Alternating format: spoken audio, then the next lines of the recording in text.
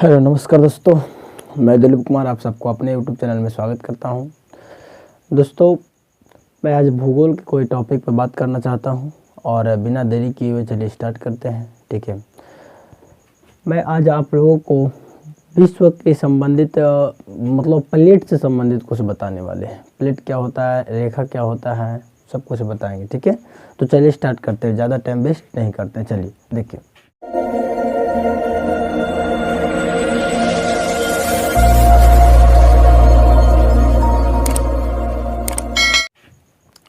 ये है पूरा अपना वर्ल्ड। ठीक ना, पूरा वर्ल्ड मतलब यहाँ पे देखिए अपना भारत है। इसको फरिश से बनाएंगे अगला बार में, पहले इसको पूरा रफली देख लेते हैं, ध्यान से देखना।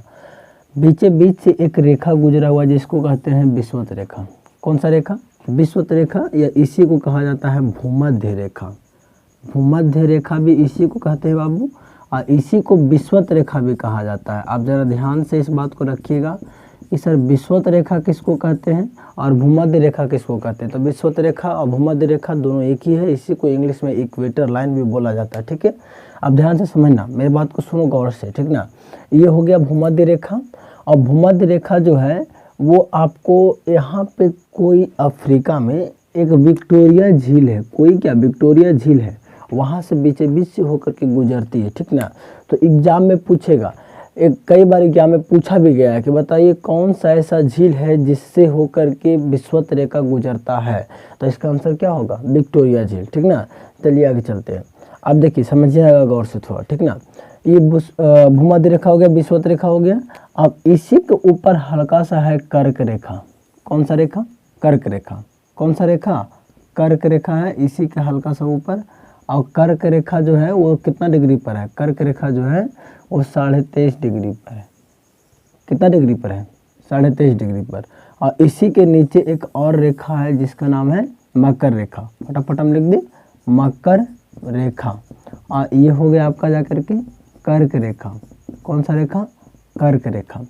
ये कर्क रेखा जो है वो 23.5 डिग्री पर है। और ये इक्वेटर लाइन जो था वो 0 डिग्री पर था, लेकिन ये 23.5 डिग्री उत्तर। ध्यान से सुनना, अगर इस विषुवत रेखा के ऊपरी भाग में आया है तो उसको बोलना उत्तरी क्षेत्र। ठीक ना, यानी उत्तरी गोलार्ध है। और विषुवत रेखा के निचली रहेगा तो उसको बोलेंगे निचली, यानी कि दक्षिणी क्षेत्र। ठीक ना, तो उत्तरी को हम क्या बोलते हैं? नॉर्थ बोलते हैं ना। तो 23.5 डिग्री नॉर्थ बोलना, और इसको बोलना 23.5 डिग्री साउथ। 23.5 डिग्री साउथ, इस लिख दो, समझ जाना। ठीक ना, कुछ बात समझ में आ रहा है?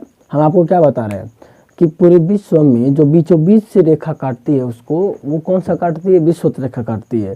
विषुवत रेखा 0 डिग्री पर होती है और 0 डिग्री का कोई भी नॉर्थ एवं साउथ नहीं होता है। ठीक ना, विषुवत रेखा के ऊपरी वाले भाग को हम लोग कहते हैं उत्तरी गोलार्ध, निचली वाले भाग को कहते हैं दक्षिणी गोलार्ध। उत्तरी गोलार्ध में कर्क रेखा आता है जो कि 23.5 डिग्री पर है, और दक्षिणी गोलार्ध में मकर रेखा आता है जो कि 23.5 डिग्री पर। बट ये निचली वाला होगा दक्षिणी क्षेत्र में और उत्तरी वाला होगा नॉर्थ क्षेत्र या फिर उत्तरी क्षेत्र में बात करेंगे। ठीक है, अब देखिए ध्यान से सुनना, मेरी बात तो सुनो। पहली बात, सवाल क्या क्या बना दिए हम? सवाल बनाते हैं ये कि बताइए कौन सा ऐसा झील है जिससे होकर विषुवत रेखा गुजरती है। तो उसका आंसर क्या दिए थे? विक्टोरिया झील। कौन सा झील? यहाँ पे विक्टोरिया झील है।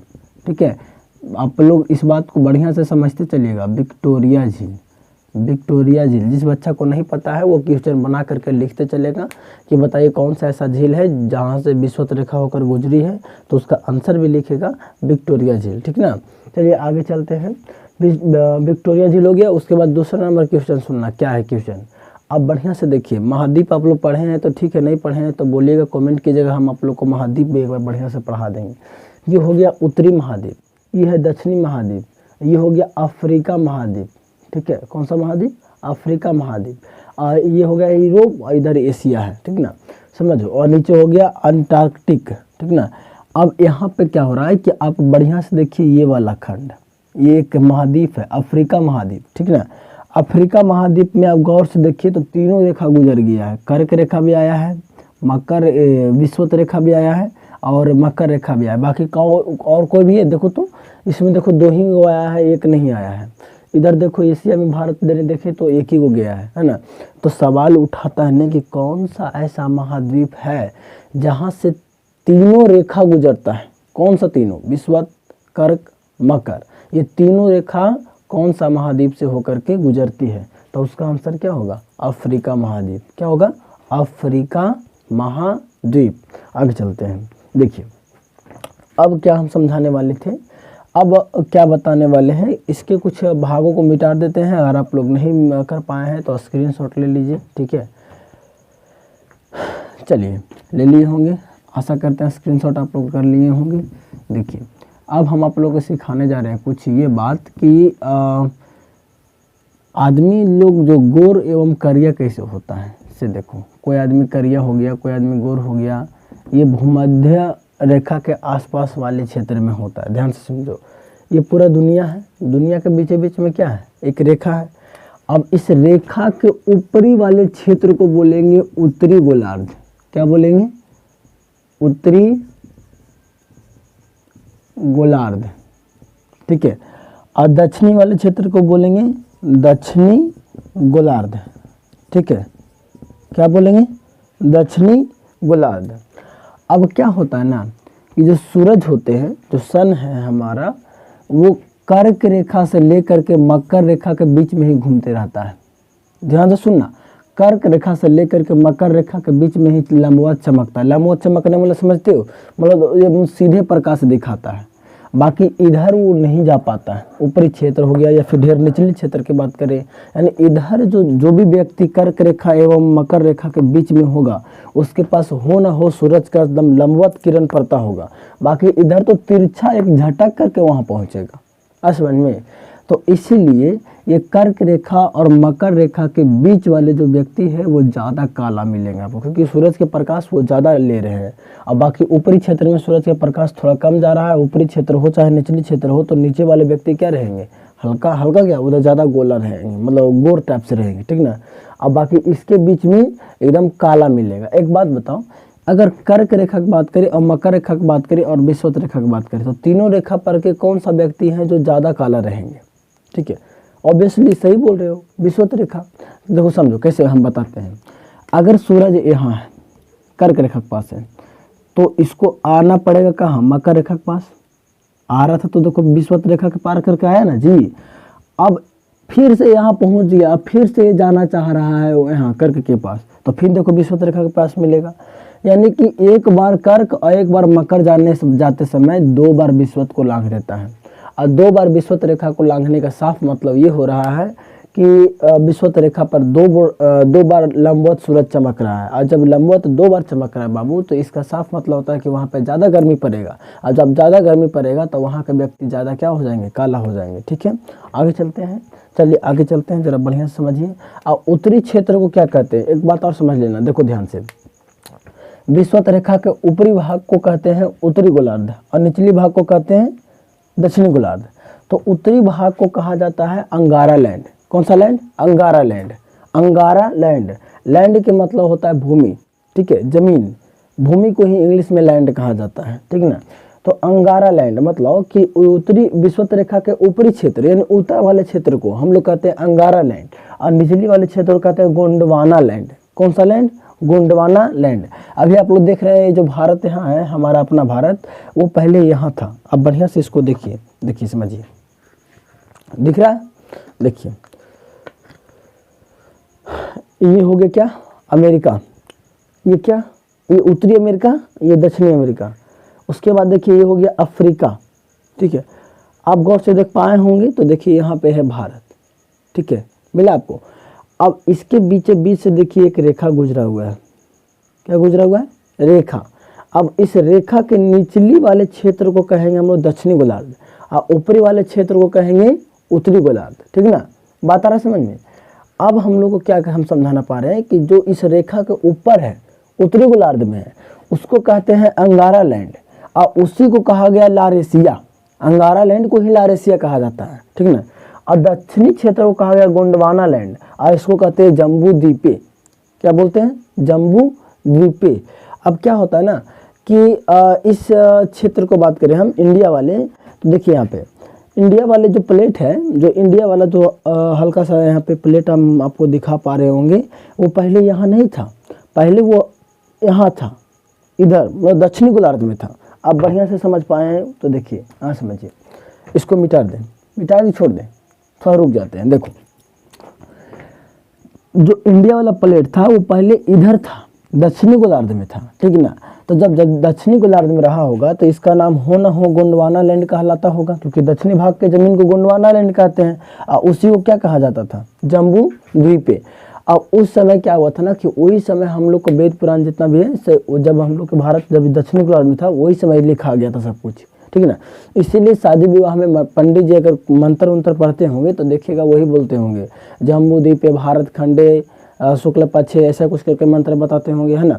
तो जम्बू द्वीपे इसका मतलब समझ पाते हैं आप लोग, जम्बू द्वीपे वो कुछ बोल रहा है। जम्बू द्वीपे का मतलब होता है नहीं कि वो जो अपना देश के बारे में बता रहा है कि वो यहाँ जम्बू द्वीपे में है, मतलब हम लोग अपडेट हो चुके हैं, हम लोग का जो जगह है वो जम्मू द्वीप में ना रह करके भारत जो है वो कौन सा अंगारा लैंड यानी लारेशिया वाले क्षेत्र में चल गया है। यानी अब मंत्र बनना चाहिए कि जम्मू द्वीप ना है, लारेशिया द्वीप भारत खंडे शुक्ल पक्ष कृष्ण पक्ष जो भी रहेगा वो, यानी कि पत्र को क्या करना चाहिए, पंडित जी के पत्र को अपडेट करना चाहिए था। बट देखो समझो, खाली हमरा कहने से नहीं ना होगा। अब क्या होगा कि जमीन कहाँ था, दक्षिणी क्षेत्र में भारत वाला, लेकिन अब यहाँ से घसक करके जब बहुत बड़ा उल्का पिंड आकर टकराया था पृथ्वी से, तो उस समय ये क्या हुआ था, जमीन हट करके ऊपर जा करके टकरा गया। ध्यान से समझो, देखो इसको जरा फ्रेश करके हम समझाते हैं, मिटा दें।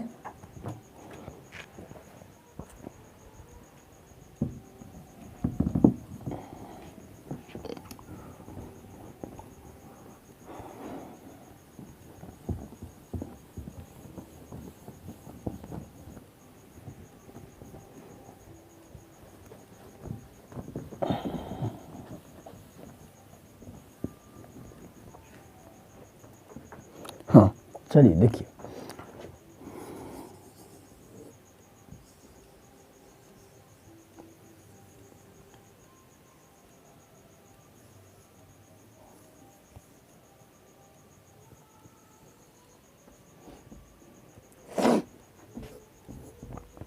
ये क्या है, अपना इंडिया रफली बना है, जैसा भी बना हो। अब यहाँ पे क्या होता है, यहाँ पे है अपना नेपाल और यहाँ पे है माउंट एवरेस्ट, पता है ना, माउंट एवरेस्ट, माउंट एवरेस्ट, ठीक है। माउंट एवरेस्ट जो हिमालय पर्वत है, ठीक ना, वो यहीं पे है, क्या है, हिमालय पर्वत। आप समझिए, देखिए ये चाहिए से समझ जाना, हिमालय पर्वत। अब ध्यान से समझो, देखो गौर से समझो, विषुवत रेखा तो भारत में हिलता नहीं है, हिलवो करता है तो देखो नीचे से पार होता है, ठीक है। और जब नीचे से पार होता है विषुवत रेखा, और कर्क रेखा यहाँ से पार होता है, ठीक है। कर्क रेखा गुजरात वाले एरिया से पार होता है। अब बिहार देखो यहाँ, इसका साफ मतलब ये होता है कि अगर भारत में बात करें हम, तो बिहार जो है वो हम लोग जो बिहार में हम लोग हैं वो उत्तरी गोलार्ध में है कि दक्षिणी गोलार्ध में है। आप खुद से अंदाज़ा लगा लीजिए कि विषुवत रेखा के ऊपर जितना भी ज़मीन आता था, अरे भैया अभी जस्ट हम समझाएं कि ये पूरे बीच बीच से क्या विषुवत रेखा गया है। अब विषुवत रेखा के ऊपरी क्षेत्र को टोटल हम क्या बोलते हैं, उत्तरी गोलार्ध बोलते हैं ना। तो विषुवत रेखा यहाँ से पार हो गया है, वो नीचे केरल वाले इलाका से हल्का सा पार होता है, तो ऊपरी वाले क्षेत्र को क्या बोलेंगे हम लोग, क्या बोलेंगे, उत्तरी गोलार्ध बोलेंगे ना।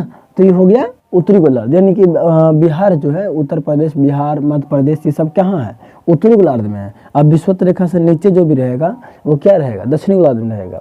एक बात बताओ, अभी जस्ट बताए थे कि विषुवत रेखा के पास सबसे ज़्यादा गर्मी रहता है, बताए थे कि नहीं बताए थे, हम बताए थे कि विषुवत रेखा के पास सबसे ज़्यादा क्या रहता है, गर्मी रहता है। तो विषुवत रेखा केरल और तमिलनाडु के आसपास से है गुजर रहा है। इसका साफ मतलब ये हो रहा है कि भारत में सबसे ज़्यादा गर्मी कहाँ होगा, केरल में होगा, ठीक है। आप इस बात को याद रखिएगा कि भारत में सबसे ज़्यादा जो गर्मी होता है वो कहाँ होता है, तो केरल में होता है। कहाँ होता है, केरल में होता है। गुड, समझिए। अब क्या हम बताने जा रहे थे आप लोग को कि पहले यहाँ केवल नेपाल था, यहाँ पे इंडिया नहीं था, यहाँ पे बहुत बड़ा सागर था। सागर समझते हो, पानी वाला जगह, इसका नाम था टेथिस सागर। क्या नाम था, टेथिस सागर। अब अपना जो ज़मीन है इंडिया वाला प्लेट जो है वो पहले दक्षिणी क्षेत्र में था, ठीक है।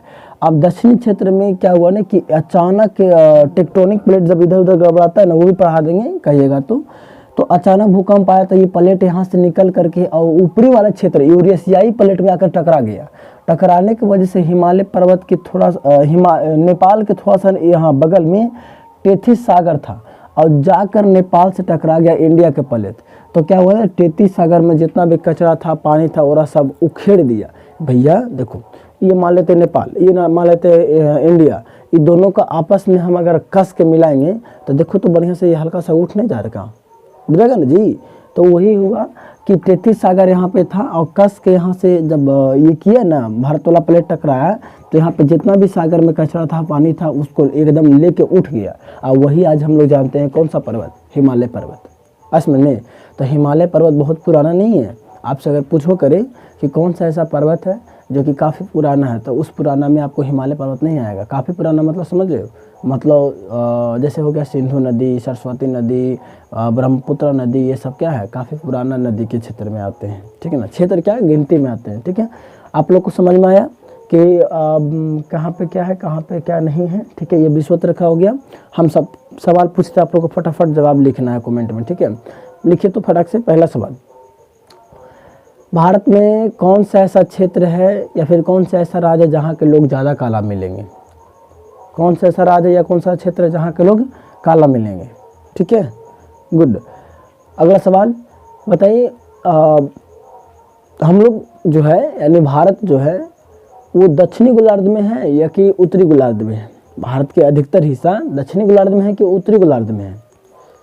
अरे भैया विषुवत रेखा के ऊपर है, मतलब उत्तरी गोलार्ध होगा, गुड। क्या भारत को अभी फिलहाल में अंगारा लैंड बोल सकते हैं कि जम्बू द्वीप पे बोल सकते हैं, गोंडवाना लैंड। अभी गोंडवाना नहीं बोल सकते, जम्बू द्वीप पे नहीं बोल सकते, अभी हम लोग इसको अंगारा लैंड ही बोलेंगे, ठीक है, क्योंकि अब ये उत्तरी क्षेत्र में चला गया है। अगला बताओ, दक्षिणी गोलार्ध को और किस नाम से जाना जाता है, बताइए, नहीं बताएं, चलो देखते हैं। जो दक्षिणी क्षेत्र है, जो दक्षिणी गोलार्ध उसको एक और नाम से जाना जाता है। क्या नाम है पता है?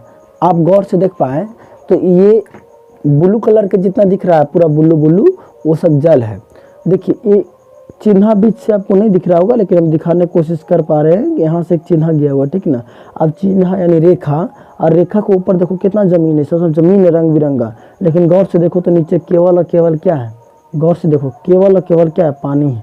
खाली एक साउथ अमेरिका ही आया हुआ, बाकी हमको ज़्यादा मात्रा में केवल पानी लग रहा है। यानी कि दक्षिणी गोलार्ध में ज़मीन से ज़्यादा क्या है, पानी है, इसीलिए दक्षिणी गोलार्ध को जलीय गोलार्ध भी कहा जाता है।